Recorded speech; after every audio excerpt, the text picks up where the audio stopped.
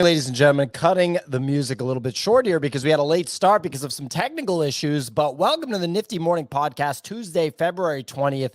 Ready to cook here on an eventful morning after a long weekend. If you're paying attention to the TradFi markets, obviously we were live yesterday, but I do think it's funny that Bitcoin just posts a 52-week high 1 hour before the TradFi markets open, just to deal a little bit of pain to the people that are ETF buyers. It is a funny mechanic that a lot of people predicted. One interesting thing that has surfaced in the past 24 hours, Nick, you can't process what I mentioned about the Bitcoin price, the crypto market versus the TradFi market. It's just not something you can process. Why is it painful? Because now the ETF people who haven't been able to buy the ETF because the markets were closed have to pay a higher price because the crypto people drove the price up. I bought it before. Well, look at you. Look at you. You're the man. Via an ETF in my retirement account. Nick, I bought filecoin. No, you didn't. I bought filecoin last night. I can't. Dude, I can't be a filecoin fuckhead. Listen, hear me out. I read a Twitter post from someone I really do trust in the space. I can't. They're stupid giga long filecoin. They're like uncomfortably long filecoin. They're calling for $27 filecoin. They're like, this makes total sense. This is where it's going. Easiest 4x of my life. I'm like, if he's calling for a 4x on this, dude, I'm not gonna fade him. I didn't put a ton of capital in, but I'm a filecoin fuckhead now. I have exposure. Nick, what is your average cost to the number one financial asset of 2024 filecoin? Probably where it is right now. In that case, I'll buy it. I can't. I think it may be like $7 or something. Like I bought it when it was pumping last time, but my like low entries were at like $5 something basically. But even still, I just saw it and I was like, okay, it hit. See, as a commenter is pointing out, it hit $200 last cycle. So I did not know that at all, and that was very surprising to me. But Easy said that there's still inflationary mechanics, so that's not like a true But this was even more interesting to me too. Was Anatoly, one of the founders of Solana, talked about Solana's design was based on Filecoin's original white paper. Well, everyone's like hating on Filecoin on this show. They don't understand how fundamental and foundational it was. Filecoin came out before Bitcoin, actually. So they invented on-chain storage, before it was in development beforehand. In all seriousness, they have a legit technical team, and it's not all about like Filecoin itself. Filecoin has their own protocol. Well, it's IPFS, right? Is like the main thing behind it, which I'm like, from an on-chain server. IPFS. Separately, there's a Filecoin solution, and I don't know really what I don't understand why Filecoin, the coin itself, is like worth anything, frankly. But that's what you want to hear. You don't say the quiet part out loud, Nick. But it looked good to me, so I was just like, yeah, let's fucking go. Basically, after seeing the all-time high, I'm like, this easily shouldn't this get to like at least $25, $30, $40 if it went to 200 before? You're not wrong. No, I mean, look, I would love to know what that market cap was at 200 and what the market cap is at right now. I think that would be a really that's what I want to know, the all-time high market cap versus the current all-time high. I don't know if I can buy Filecoin. I think it's I think the whole Filecoin saga has been very funny.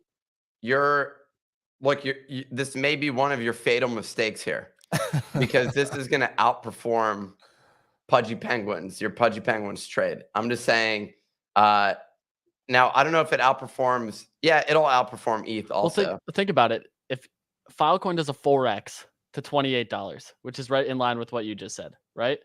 That would mean Pudgies have to go to 80 and ETH would have to go to 12K. So like comparatively, Filecoin may be the better play. Of ETH versus Filecoin? Yes. Yeah. Well, I think that's yeah. The other thing I was going to say, so I'm looking at my my IRA accounts, and what's crazy is my buys on Bitcoin already up 30%. And the entire thesis on this whole thing is just like, put everything into that. Yep. Because I'm like, what I was like, like it's gonna outperform the S&P by like 10x what the S&P does. So why wouldn't you have like everything in there? I still have other stuff. Part of me is just like, should I, like, is there any reason that I have other stuff? It's the thing that I'm wondering. Well, yeah, you're feeling the vibe, right? You are waking up to Bitcoin in many ways, and that's awesome. What? Like, no, dude, that's such a demeaning way of phrasing it, and it's also just not accurate at all, bro. I was like I was setting up manual wallets when you were still a child. Okay, so that's like, I want you to understand. But I appreciate that you're waking up to Bitcoin. Look, I appreciate your advocacy. It's not needed, though. Okay, so one thing I've been dealing with, because you brought up the Pudgy thing and you brought up the filecoin thing. So, and we're going to get into the meat and potatoes of the show, but screw it. We can talk about that right now. If I just updated like the Pudgy floor, the little Pudgy floor, and the Ethereum price and the Bitcoin price in this tracker that I have for my NFT portfolio. Right now, my Pudgies are worth 2.2 Bitcoins. This is like the dance that you kind of do when you have things outperforming one asset, but you know for the long term you want to be all in on that asset. So let's say Pudgy has like this face melting ridiculous run. Like what do we think that ratio is going to be of I mean, it's my bag, so it's personal to me, of Pudgy versus Bitcoin. I'm like, do I think that the 2.2 is going to go to 4? Do I think it's going to go to 5? Because when you sell the Pudgies, and because they're NFTs, you kind of have to eventually sell them because of the way that the market is disrespectful to NFTs in bearish scenarios. You're going to pay a lot of taxes on that. That's going to be, it'll realistically be long-term capital gains for me, but it'll be a 6-figure tax bill at that point, I predict. So that's the little dance that I've been kind of trying to figure out, like, what's my game plan here? If I sell them right now, it would be short-term capital. You want to know what it is? What? You're basically betting. You're betting on a token drop. Bless you. Yeah, you're like a token event, right? Yeah, but think about it. How much do you think that upside is for a token? Like, that's where I'm like stuck here. I'm like, is that quote priced in already? Because I look at like Creeps, which has Portal Coin, and that did a 60% gain when people saw Portal Coin trading $1 OTC. So like, I start to cross compare, like, what is the percentage basis that stuff runs when they do have a token generative event? I look at Mavia Land, which printed, I want to say, between 10 and 15 grand per holder or user of like the Mavia lands. And those ended up getting to like 2.5 ETH from, I want to say, 0.7. So like almost a 3x on that. So there's like certain things that I look at where like, what is the token generative event that actually leads to the price action of this, and where does it run? Which, like, Pudgy's already being at 20 ETH. You also have to start to understand like affordability from the market. Like, stuff that's priced under 3 ETH opens up a lot more buy pressure than some of the larger scale plays. Like, ApeCoin is also what sent apes from, what was it, 20 all the way up to 100, and that was peak bull. Like, yeah, and don't get it twisted. I'm giga bullish. The other thing is that it's just not an option for me to sell any of this stuff for short-term cap gains. It's just flat out not a thing. It's not going to happen. I mean, look, we can kind of discuss the math on some of this stuff another time.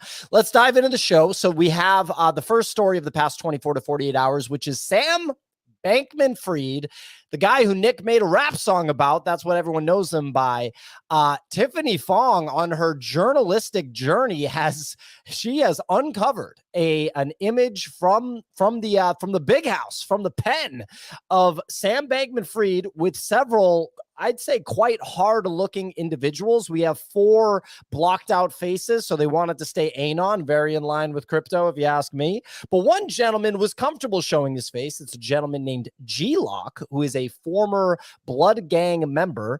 I don't know if he's a former Blood Gang member, because I feel like once you're in a gang, you're kind of in a gang for a long time. He's probably a Blood member on the inside, but he's probably trying to get out, so he's not disclosing that he's currently a Blood member. Wait. Are you sure that this is not the guy that's out that she's already friends with that gave her the inside picture? Well, then he would have just got out. Tiffany Fong commented on it and said the reason that she blocked out the other photos was because of the source of the picture. So like, she's not disclosing how she got the picture, but that she did in fact interview G-Lock who We're appears to seeing be it. an acquaintance of SBF. Well, they seem actually quite close. So G-Lock, he described Sam as having 10 toes down, whereas someone like Tekashi 69, for example, who he named, was a snitch. So there does seem to be a certain level of street cred that Sam Bankman-Fried is earning, on the yard, if you will.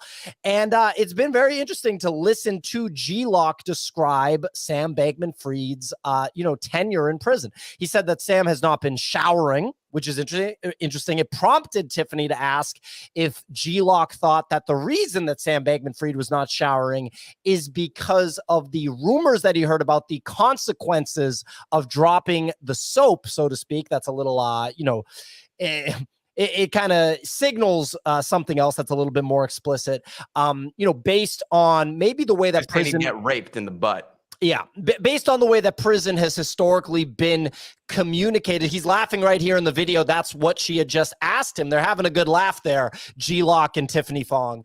And yes, this might come from the way that prison was portrayed in popular shows like Oz on HBO, The Wire, and other sources from the 90s and 2000s in media. Another quote from G-Lock in this is that G-Lock's mom said that if Sam Bankman-Fried was black, then, because he didn't snitch, he'd be considered a real you-know-what. So it was very interesting to hear from G-Lock, hear his perspective on Sam Bankman-Fried. Sounds like Sam is settling right into the prison situation that he's in Brooklyn, New York. He's actually just down the street. He's literally hanging out down the street.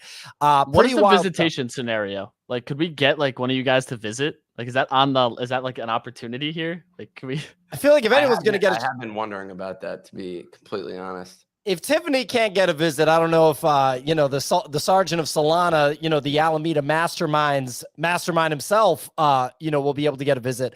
But it is pretty. She could have gotten a visit, but it just wouldn't be recorded. Right. That's it. Well, maybe she asked. What if Sam was the source? Maybe Sam was the source. He took the picture. Well, the other thing is that Tiffany said that, or Tiffany/G-Lock corroborated that Sam wanted to be in the picture, which I think says a lot. I have not, sorry, ladies and gentlemen, if you are only listening, the reason I just suddenly burst out into laughter is I had not seen a meme that the one and only valued audience member, Test Tube Ted, absolute badass, Sam on the yard with the same squad. It's a Photoshop of this picture on the yard there in Brooklyn. And he Photoshopped in Nick wearing his CryptoPunk hoodie, which I think is absolutely perfect. I'm going to copy this and paste the meme and not give Test Tube Ted credit, as you do when you post memes on Twitter. Seems like exactly what you would do. Yeah. Wow. Test Tube Ted absolutely got me with that. Yeah. I mean, in all seriousness, I think that this kind of confirms that Sam Bankman-Fried has just been a criminal the whole time because of the way that he's settling in to his prison time over there in Brooklyn. Pretty wild stuff. Shout out to G-Lock for giving the inside info there, declaring Sam as having 10 toes down, whereas Tekashi 69 is a snitch. He does refer to Sam as his son several times during the interview, and maybe somebody that has perhaps spent time on the inside could let me know what exactly that vernacular means in this context.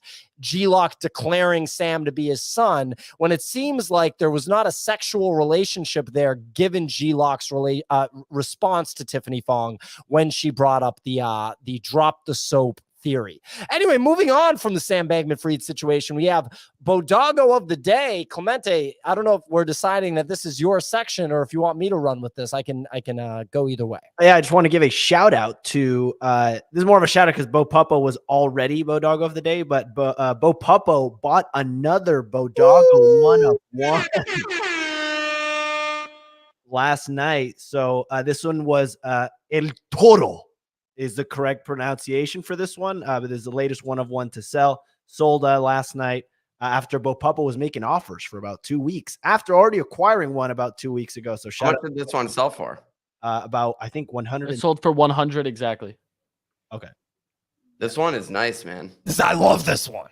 I when we got this one, like when this one came back hot off the press, I was like, oh, let's go. I love this one. Shout out to Bo Puppo, really badass guy. Has a ton of Bodogos, has just been throwing his weight around in the market for Bodogos. Absolutely love having him around. I'm sending him some merch. I got his address. I'm sending him merch. You already know. Anyway, ladies and gentlemen, today we are going to discuss how to prepare for the upcoming Blast Layer 2 launch. We're going to discuss the now historic $15 million on-chain art purchase that we heard about yesterday. Wild stuff. And lastly, whether or not ETH NFTs are primed for a rally in March. We're going to dive into the weather report. I'm wondering, so we don't have signal today. Of course, Easy's always available for the weather report, but I wonder if the fans, the people at home, would love to hear one from, the cranky host himself, Nifty Nick. I'm not cranky. You're just a jerk, Pia. Let's go on.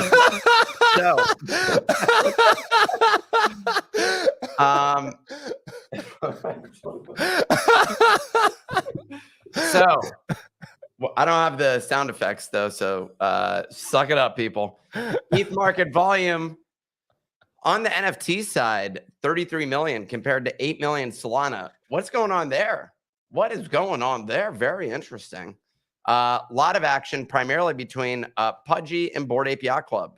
1 day volume between the two, 3,000 ETH, which is, how much is that in dollars? That's $99,000. What? 9 million. My mouth was so wildly. I mean, $3,000 ETH. Grand. $3 ETH. Let's go. What the hell was I thinking? Wait, sorry. What? That was so bad. What's the total amount? Here we go. Keep going. It was 9 million. 9 million. Okay, $9 million of that total volume, which is more than the entire Solana market volume. Market leaders, Wrecked Guy is up 28% to 0.8 ETH. World of Women up 25% to 1.17. Wow, World of Women seeing some action here. Interesting. Meebits up 16% to 1.2 ETH. Sappy Seals up 16% to 1.1. Moonbirds up 12.5% to 1.9. I'm still up on my dump, but we'll see if that actually sustains here. What are Cool Cats at though, Clemente? 1.03 last time I checked. Yikes. 0.93 now. Wow. Okay, that seems like the main opportunity here. Like, why is someone buying World of Women? Can anybody explain why? Don't tell me what to do, Clemente. I'm moving on to the next story. 10 autoglyphs have been sold. You already heard it. 5,000 ETH and an OTC deal. Everything's rename the newsletter the OTC beat. You just use that acronym scattered around literally everywhere. But that's what it was. It was over the counter. There was no marketplace involved. $14.5 million to a traditional art collector that plans to present the works in museums and galleries moving forward. The seller sent 2735 ETH to one wallet and bought 3 CryptoPunks and 32 Meebits, adding to their grand total of 162 CryptoPunks. Holy shnikes. And sent the remaining 2,000 ETH to Gemini. The marketplace that PO believes is completely dead and has no future in the world. This marks one of the most notable art transactions since the Golden Goose by Dmitry Cherniak was bought for $6.2 million in June of last year. Next story. Latest airdrop announced was from Syncus DAO. What a funny name. A DeFi platform that announced a mega airdrop coming to Pudgy Penguins and Lil Pudgies, Bored and Mutant Apes, Sappy Seals, and Wrecked Guy. Wrecked Guy, the cheapest NFT on the airdrop, saw a 30% pump to 0.8 ETH on the news. Yo, where the fuck is the Syncus team at? Someone put me in touch with the Syncus team. The best way to get attention, just tweet at them and say, Syncus team, we have to talk. Blast, the upcoming ETH layer 2. Did you need to clarify that? Literally everybody knows what it is. No, he needed to clarify. There's Blastorians, Blastopians, and more that are also on Blast. Jesus. What is this hand motion Clemente keeps making? I'm about to. He's trying to keep you on the ball, man. He's the producer. dude, we about to get into some fisticuffs.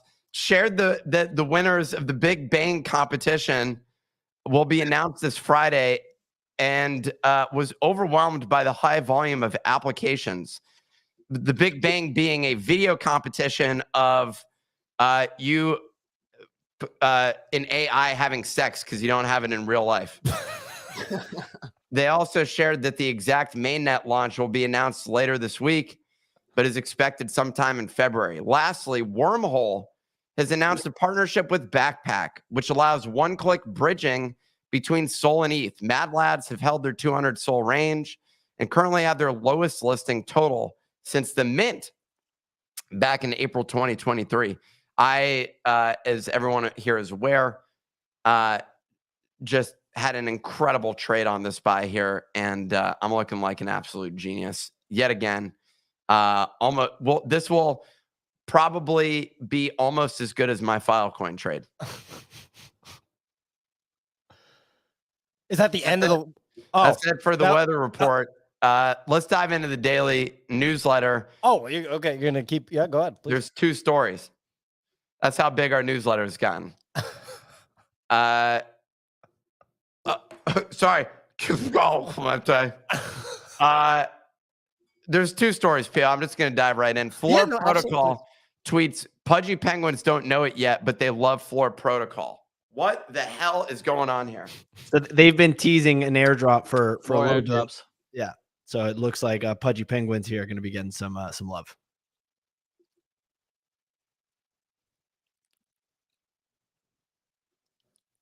All right. I'm getting pissed That was the off. worst silence I think I've ever heard. Wasi's dipped 25% to 0.79 ETH following the snapshot for upcoming pump meme coin on Blast. This is notable, Nick, because their team is actually getting really involved in Blast. They are launching a meme coin on it, and they basically gave a massive allocation to their holders. And the snapshot was taken for yesterday. These have basically done a 2x in the last 30 days because of their kind of early pivot to Blast, which is why it's interesting. PO side note, Pudgy Penguins are also getting an allocation for this at some point, but much smaller. But yeah.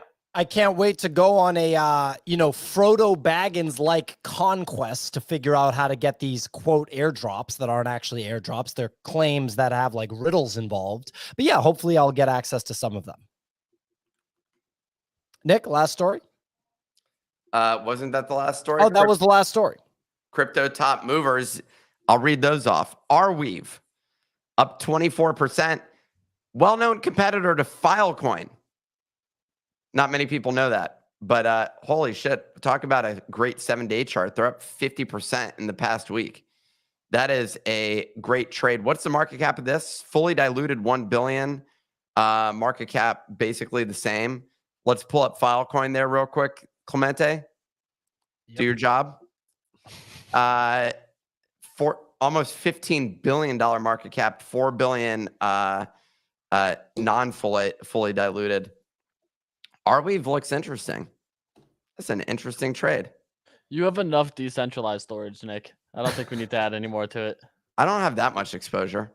Filecoin's up 21% to 793, although that's pulled back since then. It's at 760. What are you doing with your hand there, Clemente? Focus. My wrist is hurting from this morning. From working his ass off. From literally working his ass off every day.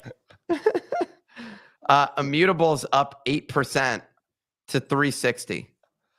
What does that mean? That means Clemente's up. Dude, I'm up 50% on this trade, by the way. So yeah, Clemente's up nicely. Wow. Immutable has been doing quite well. You're seeing DC Investor co-sign Immutable, which I think is very interesting because he rarely is co-signing altcoins really of any kind. I mean, if he's going to co-sign them, they will be Ethereum ones. And so this seems. But IMX has an interesting use case for gaming. Like it's a lot of like the user onboarding process with IMX doesn't require a wallet, a lot more custodial aspects, and you're seeing a lot of projects move over to IMX on the back of their partnership with Polygon too. So it just seems like for this gaming narrative and this gaming boom, Immutable kind of lagged, where we saw Ronin send, Prime send, and it's like the whole argument of like doing infrastructure instead of playing a specific token for a specific game. IMX is absolutely that infrastructure layer. Yeah, I mean, look, great to see layer twos and just in general, like these crypto businesses, come back and have real pumps. So yeah, look, Nick, great job. Those were the updates from the Daily Digest. Wasn't cranky at all. Thank you very much for the contribution. First story to dive into on the day is there was a $15 million autoglyph sale. So, I mean, that's like a pretty damn significant thing. It's the OTC deal, as Nick says, from our OTC newsletter.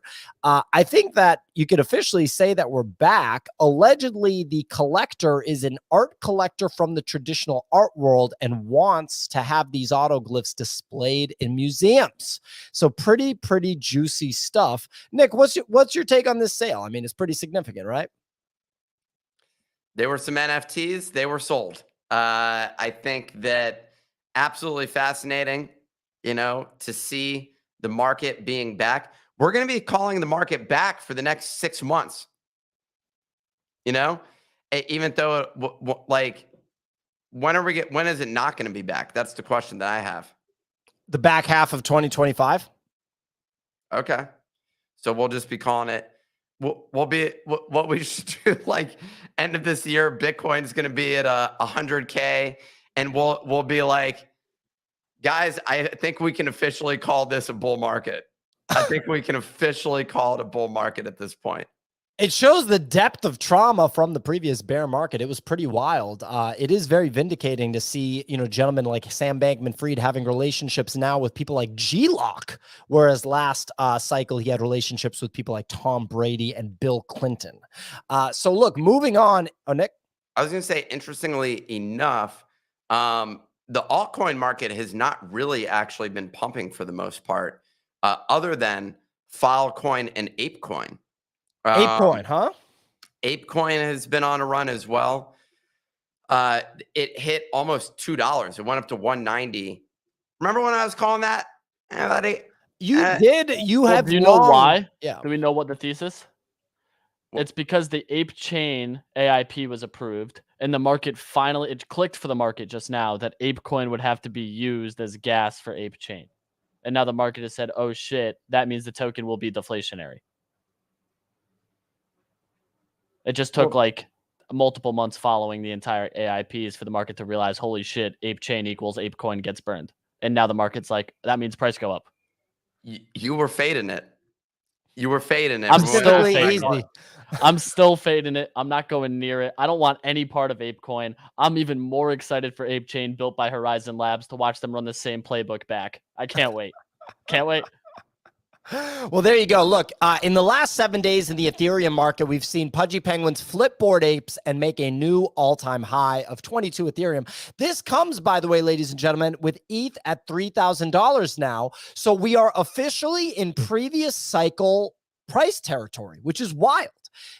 Bored Apes cost 22 ETH in August of 2021, and ETH was at about $3,000 at that time, in that ballpark. I think it might have been closer to 35, but to me, north of $3,000 is just flat out the same price territory of last cycle, which is really something that should be noted because so many people, quite frankly, myself included, during the depths of the bear market, suspected that perhaps the prices of NFTs would not return to the same individual levels. I always thought that the broad market cap of the NFT market as a whole would not only match previous cycle, but beat it.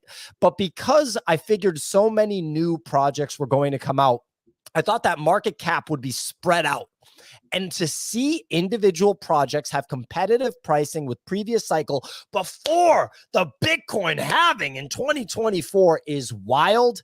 And I mean, look, you can't get more bullish than that. It's crazy. So moving on, Moonbirds are up 70% to 2 ETH on the back of the announcement of the Bored Ape Yacht Club acquisition. This is after the team at Proof had to keep that quiet for several months while our very own journalist extraordinaire, Tiffany Fong, watch out, Nifty Nick was breaking news left and right about the acquisition.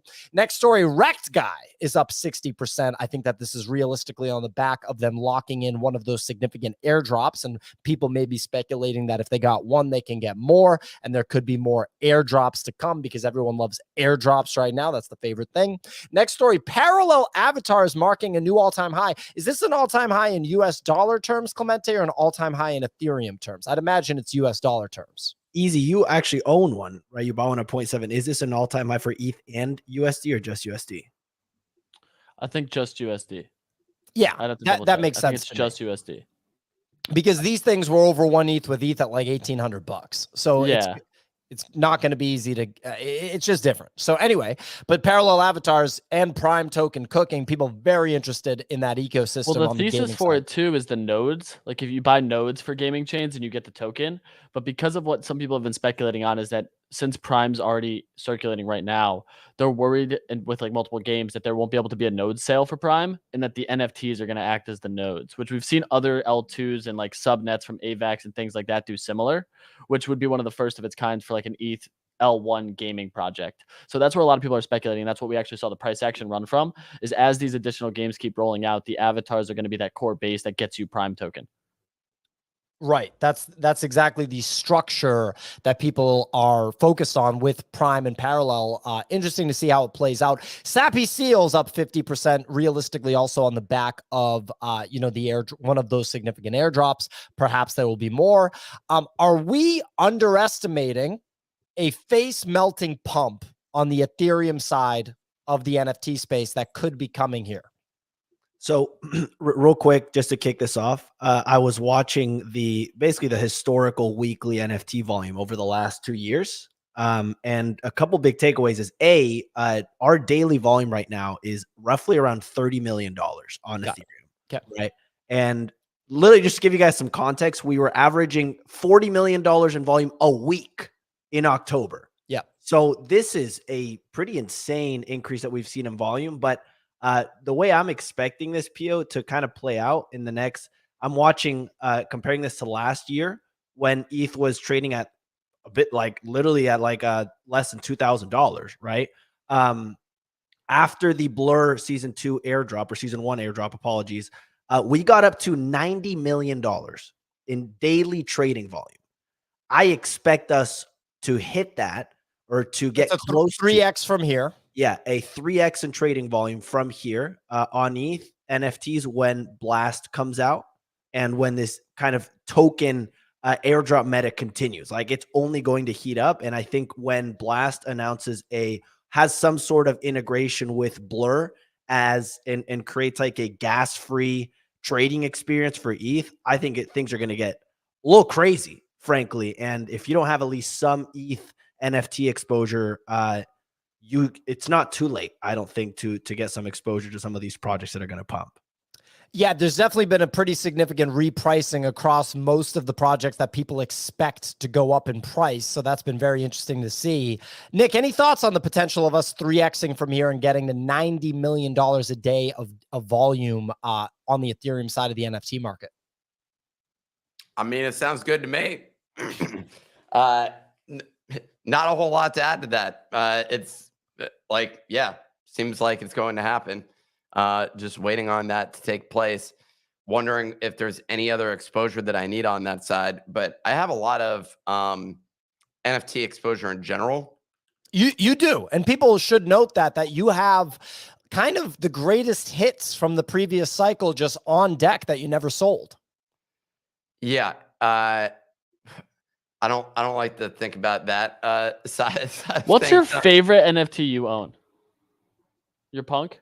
Besides the punk. Like, I would say favorite thing you own that's under an ETH. And why is it your cryptoed? What a question. That question. I'm just curious. You have so many NFTs that are like literally it's like a Now 21 best hits album of just iconic OG projects that have all at one point trade over like 3 ETH. Like, dude, Subducks were way up there. Toads, Meebits, absolute electric Flyfish Club. Dude, you got Max Payne in there. You got oh man, Max Payne, and you have a Rumble Kong? That's wild. Rumblekongs are not They're not fully dead. They're not dead. I looked at that yesterday because I was like curious if the game ever came to life. They're still sitting at like a 0.34, which is pretty shocking. Yeah.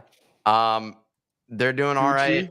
I got some of the Gucci apes. I have 2 Gucci apes. The Sup Ducks is not doing very well. Fox Fam, that was a classic. I had my buddy buy it. It was a complete disaster. Was that a friendship bracelet up there? Oh, you have yeah. 2 of them. Are those just worthless now? 0.05 ETH each. Yeah, they're down bad. I sold both of mine at 0.7. Is pre-mint like at 0? No, I don't think it's 0. This really is a true greatest hits of last cycle. This is incredible, dude. Like going through this wallet is like just a trip down 21, 22 memory lane. I have another dude in here just chilling. Is that a dink? What? Yeah, he's got a dink. Gotta have one of those. I have Sandbox Land. I don't know if this is worth a damn thing. I think I bought that for an ETH. Ladies and gentlemen, we're going through Nick's Atom Bomb Squad. What's an Atom Bomb Squad cost right now? 0.03 ETH. Yeah. So that, I mean, really, when you kind of think about what Atom Bomb Squad is, it's the these day packs, the Bored Ape Kennel Club day pack. These things were, I bought it for 0.1. I minted for 0.16. Oh no, the Gucci cloth is in there. Or someone else did. You didn't claim that. So what's the floor on that now? Okay, 0.18. It's not underwater, but you could claim 1 for a wallet. He would have just gotten a free wallet. Well, and how much are the wallets? I mean, it's a Gucci wallet. It's like $500-600. But do you want that? I mean, the real question is, should I not sell all of this shit? Like a lot of it?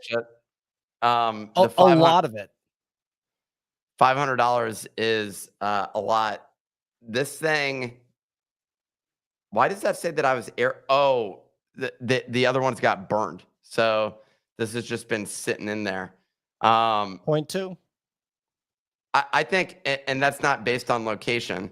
The fact that that Sandbox Land has what it's worth is still pretty crazy. Look, the bottom line is, ETH NFTs aren't dead. In fact, ETH NFTs are still among the top. What was interesting is kind of the general narrative only a few weeks ago was that Ethereum's price wouldn't go up. That was like a beanie tweet. It'll just sit at 2,500, which is ridiculous. With an ATF approval on deck. So, and then the other thing was like, why would I trade NFTs on ETH when I can trade them on a chain like Solana, which is true. Yeah. The distinction is when you're trading something that's worth $50,000, then that's a different story, and you can pay a little bit for gas. Bitcoin as well is like consistently one of the top NFT chains at this point in time. I think the volume is also inclusive of still those BRC20 tokens, which have just a surprising level of volume. I agree.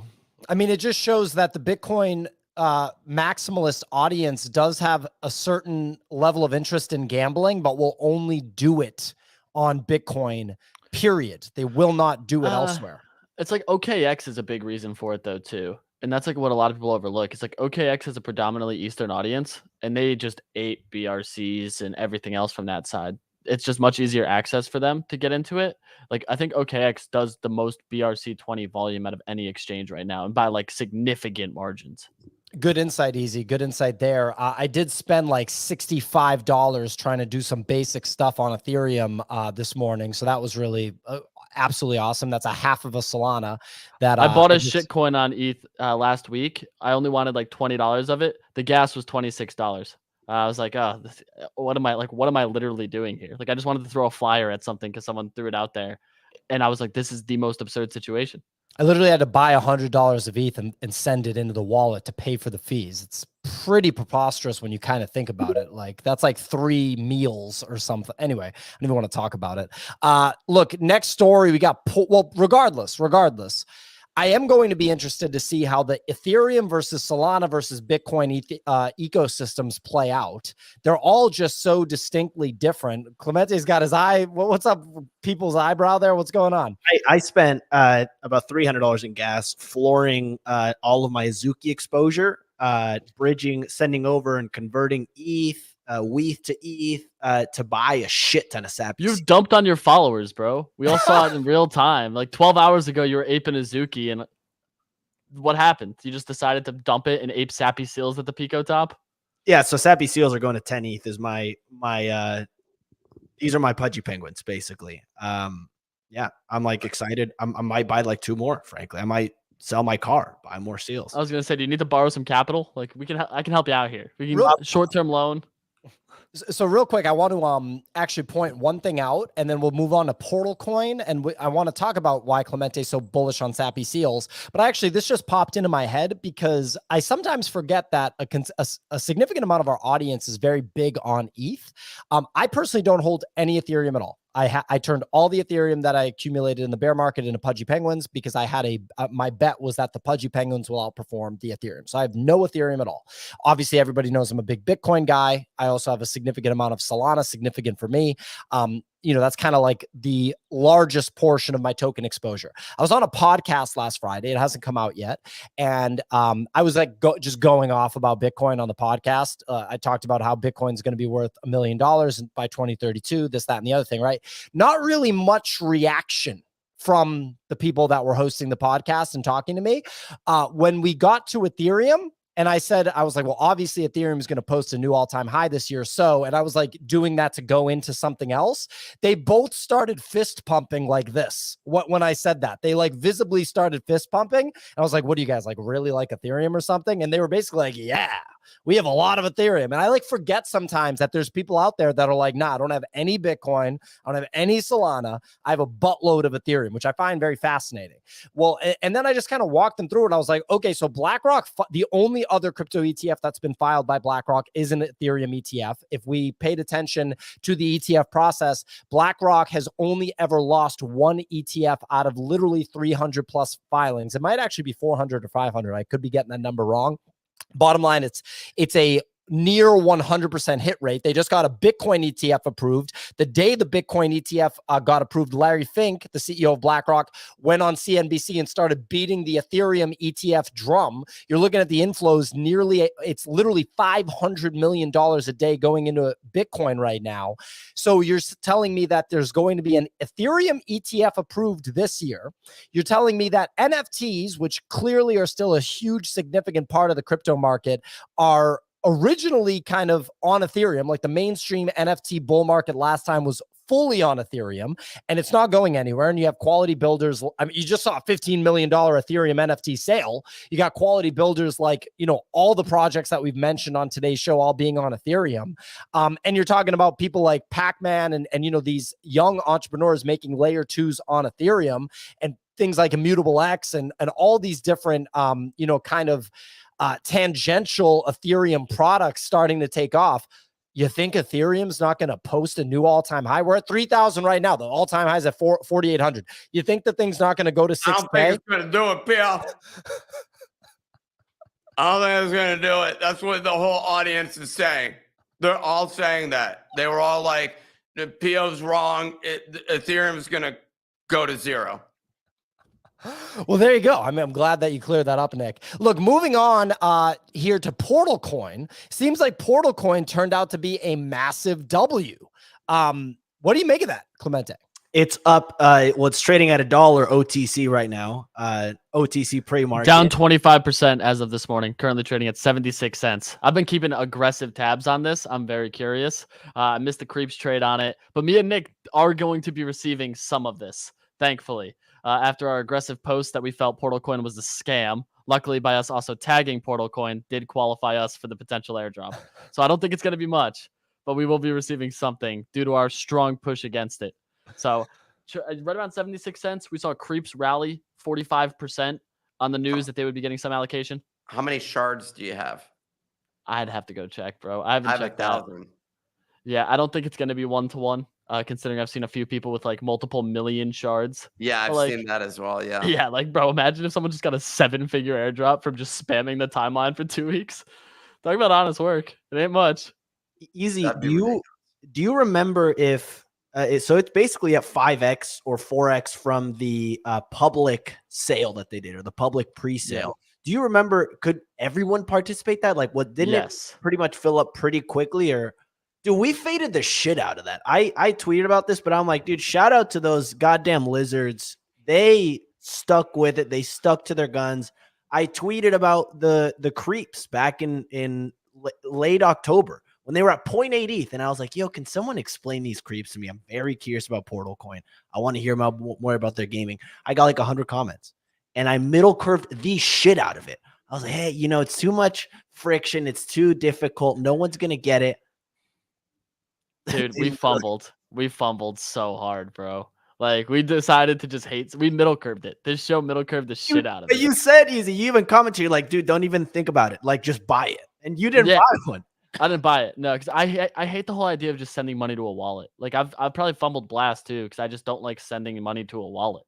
Like, ever since Ben.eth made that his entire mantra, I've stayed away from it. And that's why, like, I felt better about the Blur staking side of it. And I would have probably felt better if I just bought a Creeps, but I didn't. And like, that was kind of my thought process on it. And watching now, this is crazy to see, because like Tenacious, who listens to the show all the time, was a top 5 farmer. People forget, like, yeah, I see him tweeting or putting the comments up. Shout out to Tenacious, dominating. He's gonna cook, bro. Like, I'm talking probably gonna get 50-60 grand from this airdrop. Like, he's going to get a bag, bro. And yeah, I mean, I just faded the ever-living shit out of it. To me, it was one of those things. But the pre-sale you could have gotten into was 15 cents. Seed round was 5 cents.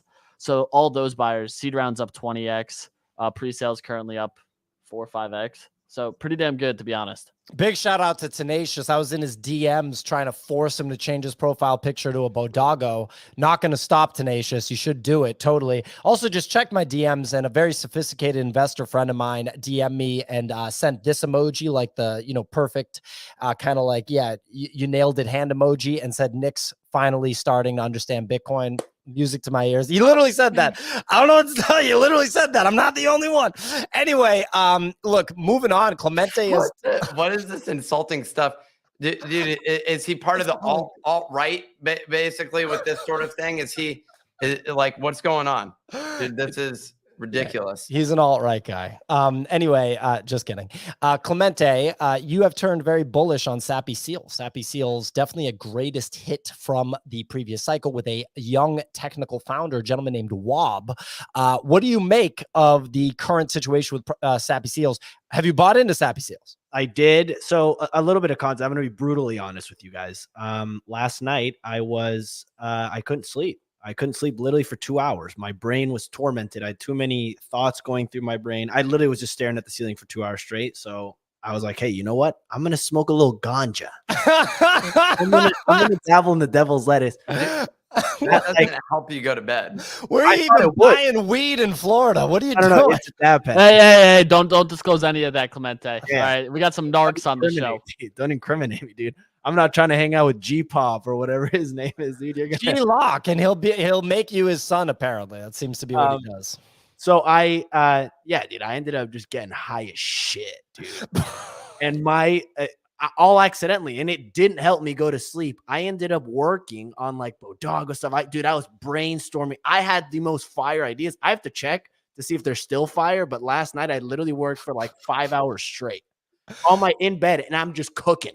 And then I got distracted, and I go into Sappy Seals, and I just start like literally spending 30 minutes analyzing Wob's like Twitter performance and like how he approaches. I did some of that yesterday, actually, on a couple of accounts. We got the boys going on Twitter analytics. I like it. Go ahead, Clemente. He literally is straight up building a cult. Like, Wob is literally building a cult on the internet. Like, you look at Luca, he's mastered Web 2 marketing. He's great at Instagram, doing all these things.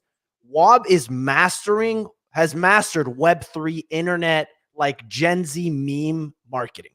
I love it. That's like my bread and butter. I love that stuff. Anyways, basically he tweeted yesterday, and I read it again last night, that he basically said, we've purged all, like, the way he looks at Sappy Seal holders is like, you're either a trader or you're a community member. Like, just because you own a Sappy Seal, he doesn't mean he respects you, basically. Oh, damn. He's talked shit publicly too. He uses some strong words in those yeah, tweets too. Like some things that would definitely get us canceled. Yeah. He Well, lets it he fly. said he purged all the morons and brokies.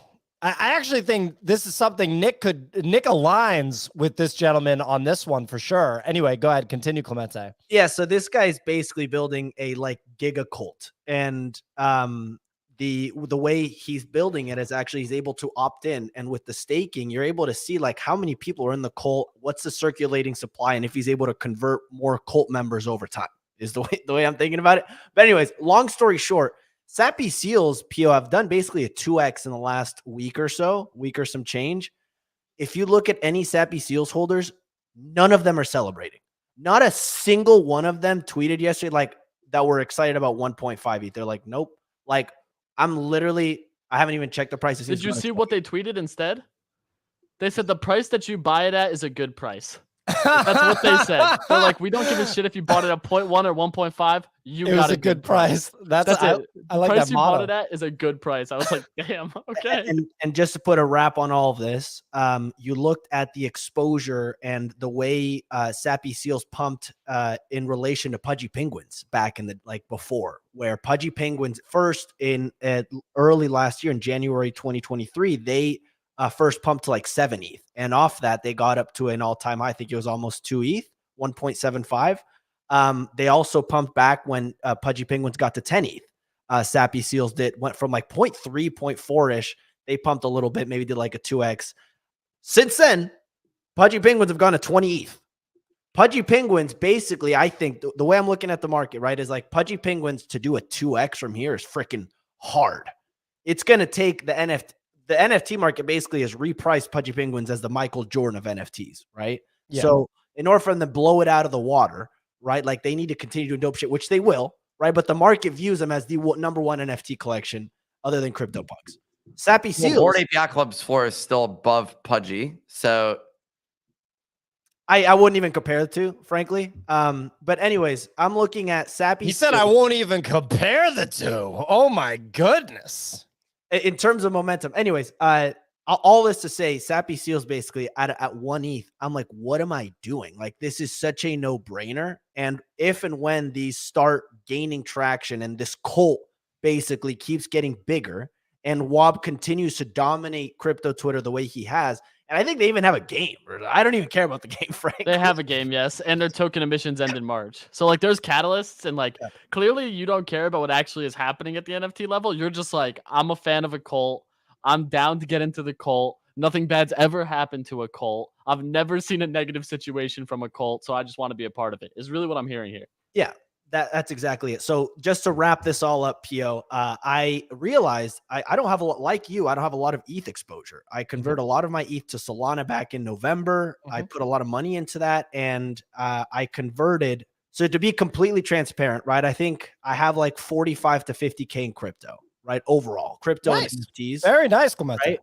But the way I'm looking at it is I would be okay allocating, like, I'm like, maybe 15 to 20% of my portfolio in NFTs, in Ethereum NFTs. Very risky. But yeah, it's risky. It's risky, but it's a risk I'm willing to take. I have to risk it to get the biscuit.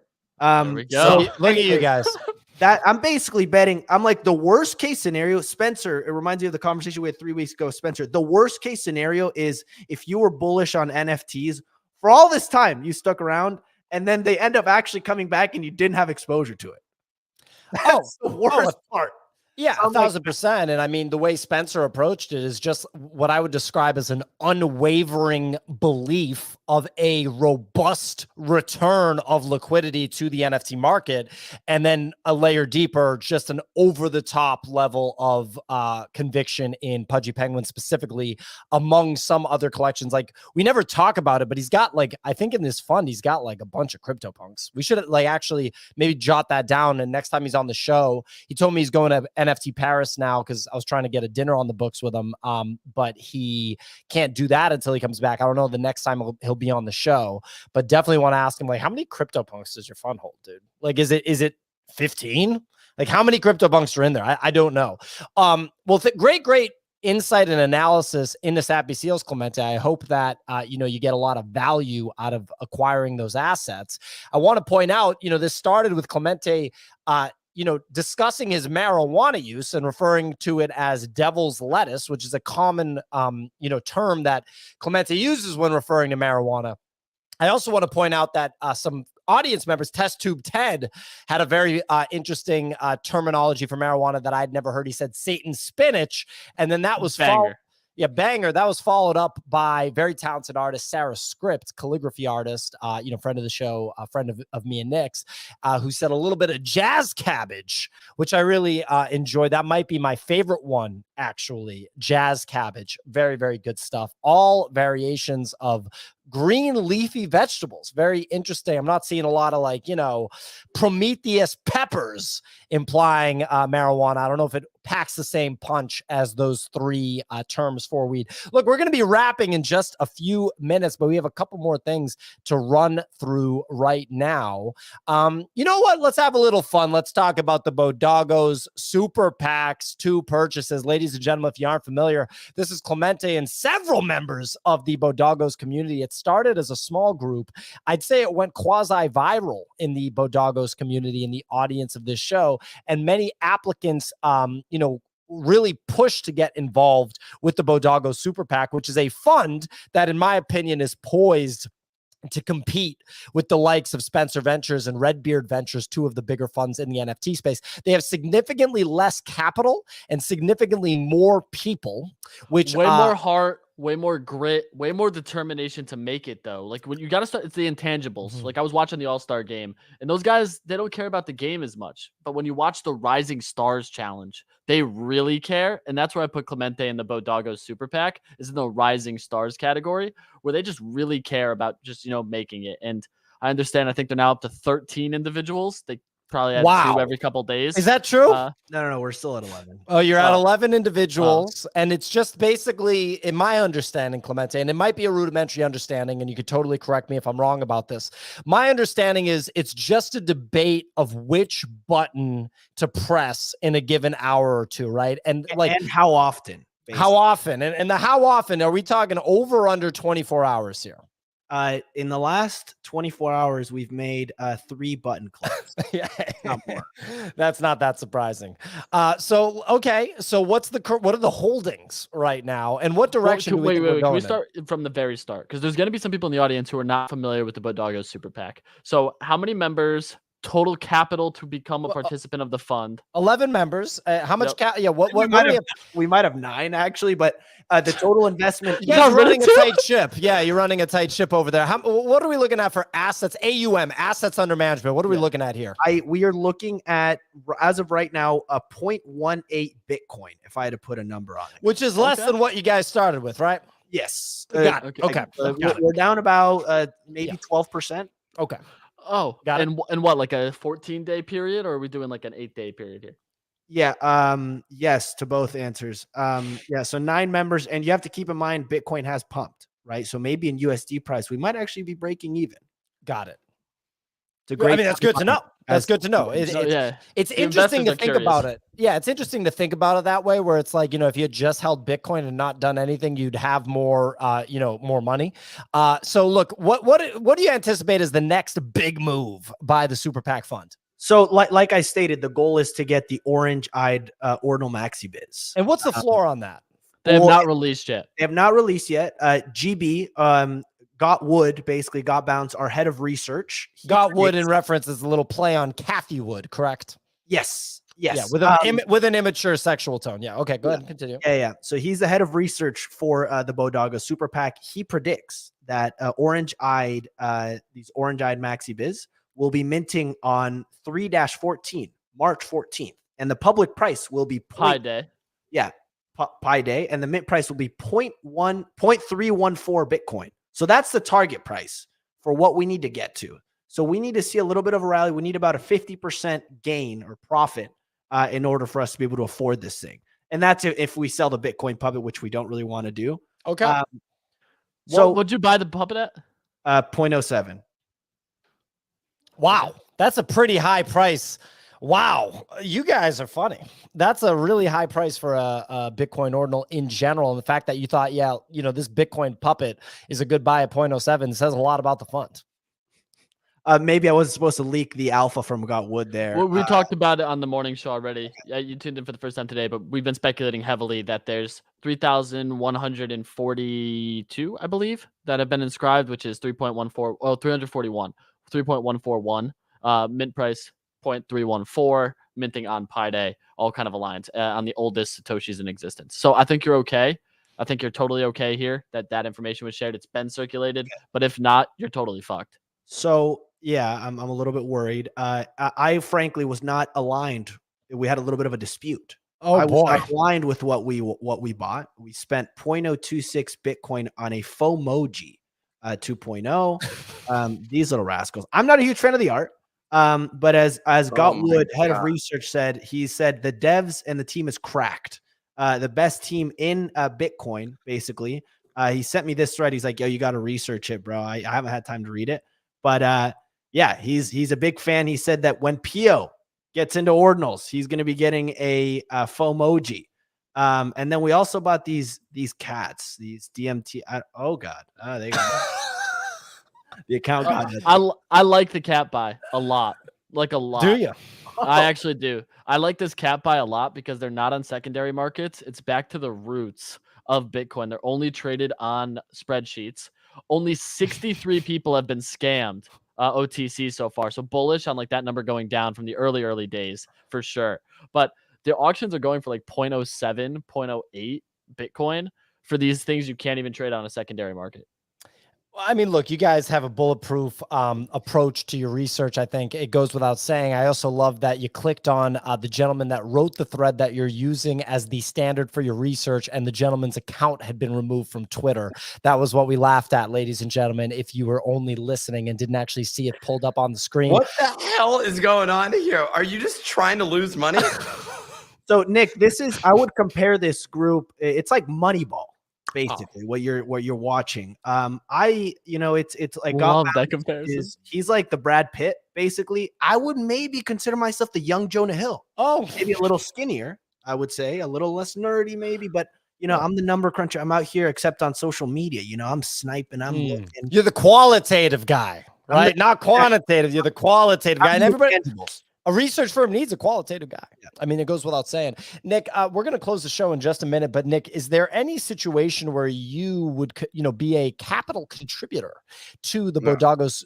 No, not on the table at all. Clemente, how much Bitcoin do I have to send you to get involved in the pack? And what I'm actually going to do, Clemente, is give you my vote. So you now have 2 votes. Whoa. And I'm trusting you here. I think you're on fire recently with the trades, with the market moves, etc. So personally, let me know how much Bitcoin I got to send. I'll send it to the pack, and you get my signature, my vote, everything else. Let's talk. It's 0.02 Bitcoin to enter. We have an application process, which I think you'll pass, but there's a screening process for any new members that want to enter. We'll have to talk a little bit. Okay. There's qualifications you need to meet. You need to pass a physical. You need to show a resume. Right, you need to demonstrate. We got to see your blood work. we want to know that you're going to be around for another couple of weeks, because this fund has a long-term vision. All right, well, look, Clemente, it's always fun discussing the Bodogo Super PAC, the 9-member. Getting blood work done in order to join a fund. Yeah, I just scheduled my appointment. It's a European blood work organization out here. I'll mail the results in. Hopefully, by the time the block processes, you'll be able to add me. Nick, this is the stuff that like normal people don't know about, is when you get to a certain level, you got to have like the medicals, you need to kind of pass a bar. Like there's a lot going on with this. This is like big boy stuff. This is high level stuff, elite, if you will. But anyway, look, it's always fun to hear about the Bodogo Super PAC. I love hearing about what the gang is doing. And for me, the best case scenario without question is that this thing is a huge, ridiculous success. That really is for me what I want to happen. I think it'll be the funniest thing ever if all of a sudden you guys are actually managing like 150 grand, because I also think that that's going to send the button pushing velocity to some outrageous level. You guys are going to be slinging capital like nobody's business, and probably making some mistakes that are pretty entertaining to be witness to. So I'm rooting for the Bodo Super PAC. I won't be sending in my blood work and sending you guys Bitcoin anytime soon. But I would, if you ever need someone to sell a liquidity provider on the Bodo Super PAC, I'll jump on a call and trick them into giving you money, because I think that it's just so much fun and I want it to have a lot of money. I mean, really anything $25,000 or above is going to make for a fun Bodo Super PAC. Anyway, look, ladies and gentlemen, that's our show. If it's your first time listening, we do the show Monday through Friday, 9 a.m. Eastern time, each and every week. It's available on Apple and Spotify podcasts. It's available on YouTube and X platform if you'd like the video stream of the show. Podcast platforms are great to send it to people outside of the Twitter bubble if you're trying to get someone else involved in NFTs or you just want to listen on the go. And of course, subscribe to our newsletter. Check out all the content that we make and check out the Bodogo's NFT collection on Solana. That is our show. We will be back tomorrow, and it's looking like he said he's a little bit under the weather, but he's still pushing to come. Elio Trades, our old buddy, is going to be on the show tomorrow. He is a phenomenal analyst of markets, has a research team that really helps him out. He's really, really great at the macro side of the NFT, or just the macro side of markets in general. So absolutely excited to have Elliot on the show tomorrow. It's going to be a very good one. Looking forward to tomorrow. See you guys later. Oh, and by the way, this afternoon, 2 p.m. Eastern time, I am hosting the Bitcoin Show, one of our other podcasts. We have Nathaniel Whitmore, the NLW himself, the host of the Breakdown podcast, one of the tightest daily recap podcasts of all financial markets, crypto and TradFi. I'm going to be digging in with him about many things, mostly the Bitcoin ETF and its robust impact on the market for Bitcoin and the rest of the crypto markets. And I want to dig in whether he thinks that Bitcoin is going to outperform altcoins this cycle or not because of the Bitcoin ETF, and also talk about Ethereum's ETF and the impact that might have on the broader crypto market. Nick, I'm sorry you're so bored by the idea of me discussing ladies and gentlemen, if you're just listening, this is actually wild. I don't know if I've ever seen something that extreme from Nick on the show, where I'm just promoting the Bitcoin podcast with a great guest, Nathaniel Whitmore, and Nick's like, oh my God, so boring. I'm glad I didn't end the YouTube stream before I did this. Nick, anything to say for yourself before we wrap? The question was what I was commenting on. The question you were asking him. We're going to find out whether or not he thinks Bitcoin is going to outperform altcoins this season. That's the most important thing that we're really interested in finding out. Short answer is no. Oh, so we got Nicky Boy over here. Maybe this is a discussion for another show. Nick's like, no, there's no way, because I don't understand what Bitcoin is, and everybody knows it, and people send PODMs about it. Nick, we're going to have a fun cycle, buddy. It's a good thing that you have the Bitcoin exposure, because you're protecting yourself against the debasement of fiat currency and defending yourself against scams. Dude, we really don't need to hear about it. Really don't need to. Ladies and gentlemen, the Filecoin podcast is next. No, just kidding. Anyway, we'll be back tomorrow. Thank you so much for listening.